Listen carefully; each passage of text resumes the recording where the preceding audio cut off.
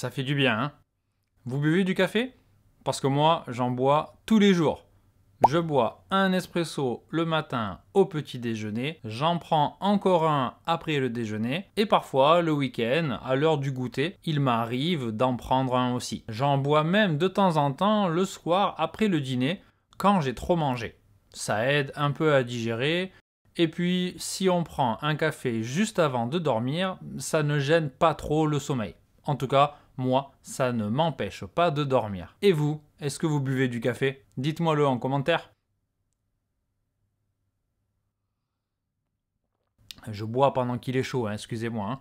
Aujourd'hui, je vais donc vous parler du café et de ce qui m'est arrivé avec une de mes machines à café. Comme j'adore le café, bien sûr, j'ai acheté et j'ai eu plusieurs types de machines à café. Il y a quelques années, j'ai acheté une machine à café Nespresso qui pouvait faire des espressos, mais aussi des cappuccinos et d'autres types de café. Quand on l'a acheté, ma femme disait qu'elle allait l'utiliser pour faire des cappuccinos et d'autres choses, mais finalement, quand on fait des cappuccinos, il faut nettoyer la machine, il y a beaucoup d'entretien, et au final, je l'utilisais seulement pour faire des espressos. Ensuite, j'ai acheté une autre machine à café qui était dédiée aux espressos. C'était une machine DeLonghi qui utilisait non pas des capsules comme les machines Nespresso, mais du café moulu, c'est-à-dire des grains de café qu'on a réduits en poudre. Donc on mettait la poudre dans la machine et avec la pression, la machine faisait des espressos. Et pendant quelques années, j'ai alterné entre ces deux machines. C'est-à-dire que j'utilisais tantôt une machine, tantôt l'autre machine, à tour de rôle. Quelques mois la machine Nespresso, quelques mois la machine DeLonghi. Parce que chaque machine avait ses avantages et ses inconvénients. Pour la Nespresso, l'avantage c'est que c'est vraiment très pratique. C'est très rapide et il n'y a pas beaucoup d'entretien. L'inconvénient, c'est qu'on est limité aux capsules Nespresso et donc il faut aller au magasin Nespresso ou bien commander sur le site internet et ça revient un peu plus cher, c'est-à-dire ça coûte un peu plus cher que d'acheter des grains de café. Pour la machine à espresso DeLonghi, l'avantage c'est qu'on peut utiliser n'importe quel grain de café. À côté de chez moi, il y a un super magasin qui vend des grains de café du monde entier. Donc on peut acheter dans ce magasin des grains de café ou de la poudre torréfiée exactement comme on le souhaite et ça sent vraiment très bon et en plus c'est assez bon marché.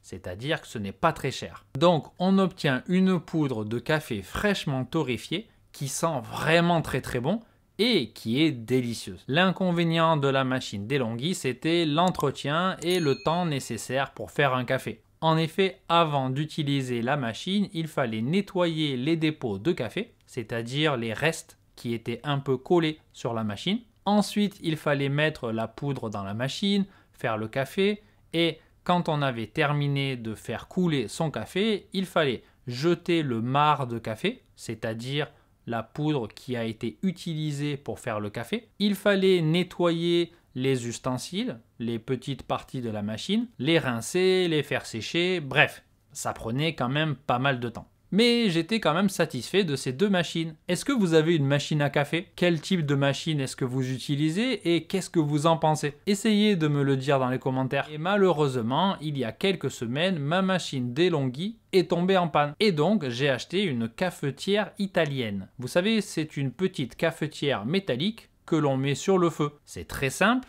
très bon marché et ça fait du très bon café. Mais là aussi, ça prend un peu de temps pour faire du café et il faut toujours nettoyer avant et après. Donc il y a quelques jours, j'ai décidé de revenir sur ma machine Nespresso et j'ai commandé beaucoup de capsules. Malheureusement, quand j'ai mis la première capsule dans ma machine à café, il y avait très peu de café qui sortait et j'ai vu qu'il y avait une fuite d'eau sous la machine.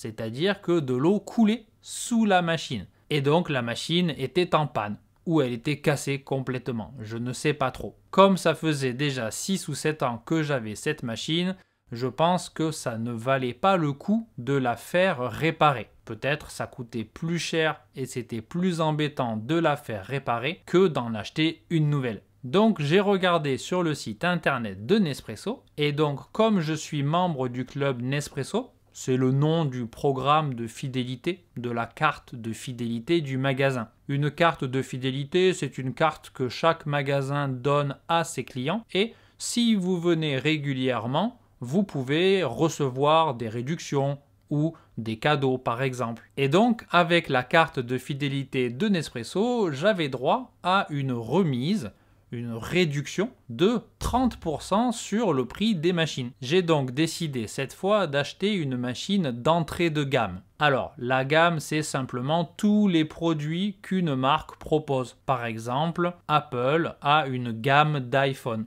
Il y a plusieurs modèles, d'un modèle le moins cher, donc l'entrée de gamme, au modèle le plus cher, qu'on appelle le haut de gamme. Et donc, j'ai choisi une machine d'entrée de gamme qui, avec la réduction de 30%, ne m'est pas revenu très cher. C'est-à-dire, ça ne m'a pas coûté très cher. En plus, il y avait 14 capsules offertes. Donc, c'était vraiment un bon plan. Un bon plan, ça veut dire une bonne affaire. Quelque chose qui est intéressant à faire, intéressant financièrement. Voilà, donc maintenant j'ai une nouvelle machine à café qui fait le taf, c'est-à-dire que elle n'est pas extraordinaire, la qualité de fabrication est plutôt moyenne, c'est un peu en plastique, mais ça suffit et ça fait du très bon café, en plus c'est très rapide. Pour faire le café que j'ai bu tout à l'heure, ça m'a pris moins d'une minute. Entre le moment où j'allume la machine et